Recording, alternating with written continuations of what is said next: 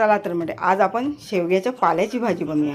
कारण अष्टमी येते, अष्टमीला आपल्याला ही भाजी लागतेच लागते. मार्केटमधून एक जुडी फक्त पाल्याची भाजी आणली. ती कोळी होती म्हणून कुटून घेतली. चून असेल तर पानं घ्या, स्वच्छ धुवून घ्या आणि बारीक चिरून घ्या.